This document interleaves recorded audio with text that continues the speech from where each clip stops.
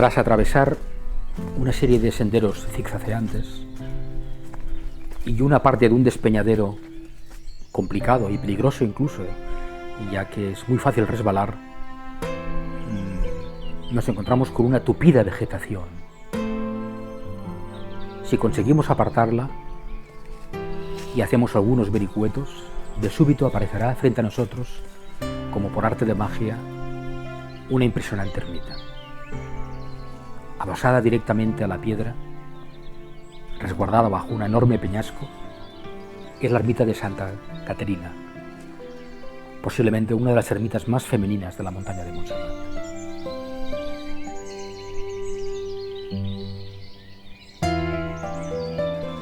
Su nombre, simbólicamente y espiritualmente, es muy relevante, ya que alude a la Santa Catalina de Alejandría. De hecho, una mujer filósofa que, inspirada en su época por el sueño de un ermitaño, se convirtió al cristianismo.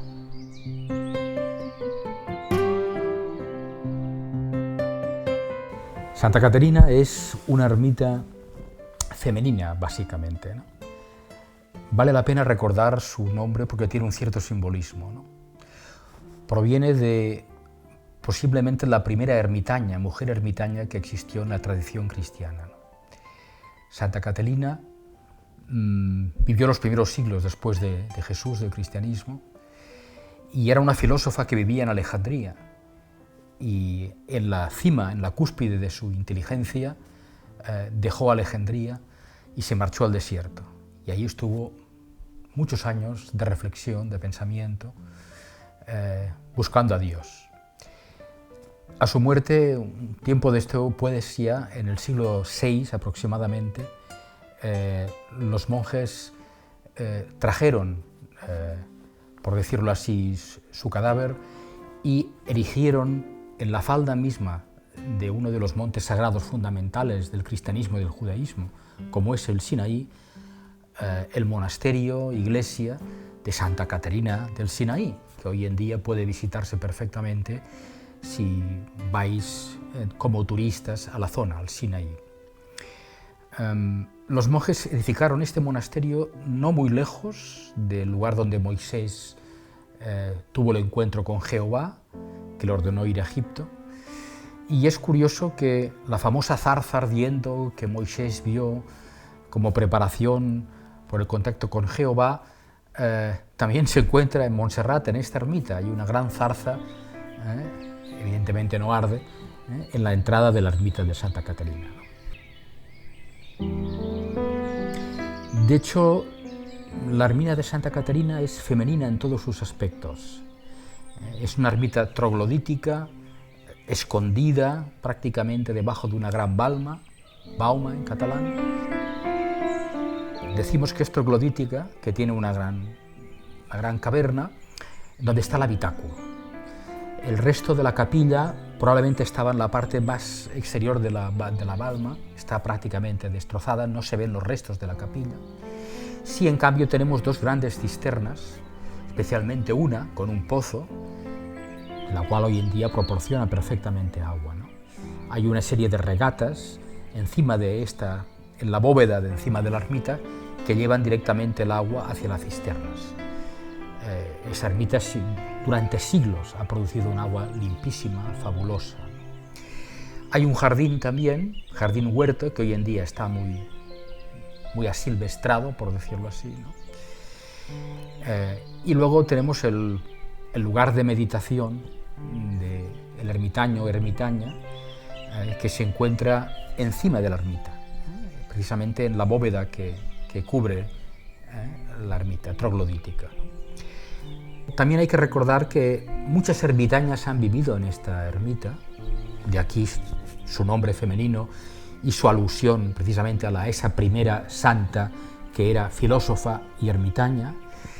En el siglo XIX y en el siglo XX especialmente han vivido en algunos periodos de tiempos mujeres en esta ermita.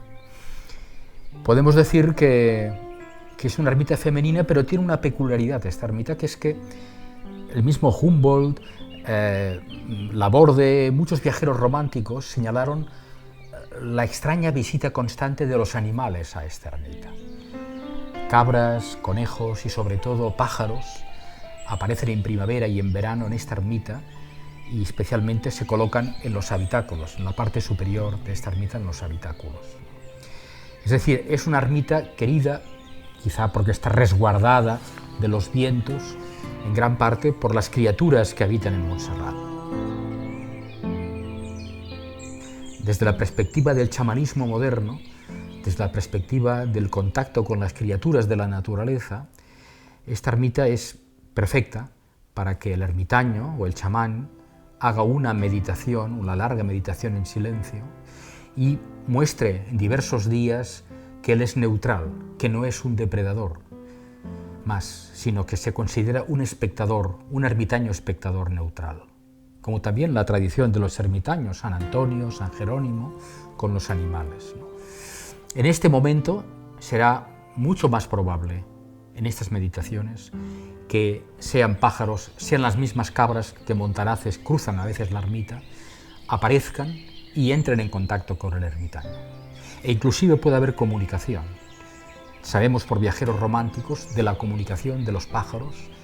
Algún ermitaño dominaba el lenguaje de los pájaros y hablaba con ellos. Es decir, sea un sistema semiótico o sea un sistema entre los dos, lo cierto es que la comunicación es posible con las criaturas de la naturaleza. Por otro lado, a nivel espiritual, también esta ermita nos abre la puerta a la canalización moderna también, ¿no? La canalización de la nueva espiritualidad. Especialmente recordemos que según la tradición, el alma de Santa Caterina fue llevada por ángeles hasta el Sinaí. En consecuencia, nos encontramos que ese lugar precisamente es muy interesante para realizar una canalización angélica, de contacto con las entidades angélicas. Recordemos que Montserrat tiene una larga tradición de entidades angélicas.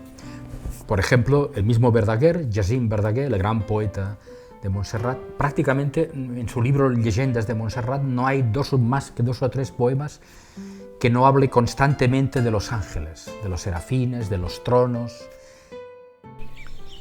En el seu llibre de somnis, Sols de Jesús hi té el nom.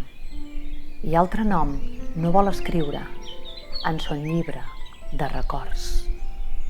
Com segell el du en sos braços, com segell el du en son cor. Per ell té una sola nota, la música d'aquest món. Més una nota tan dolça que l'omple de gom a gom. Els àngels no canten de l'altre, de Déu voltant a l'entorn. I cors purs, que l'heu sentida, digueu si hi ha res més dolç. Verdaguer tiene la intuición que existe una potencia de entidades supranaturales en esta montaña, que la tradición cristiana identifica con los ángeles, otras tradiciones podrán identificarlo con otros seres. Depende de la visión ecuménica. Si tenemos una visión universalista y ecuménica de la religión, lo veremos. Que esa sería la línea de Johann Wolfgang Goethe. La religión es ecuménica y universalista. Entonces podemos realizar perfectamente una canalización de contacto con la tradición angélica, en este caso cristiana o cabalística, judea cristiana.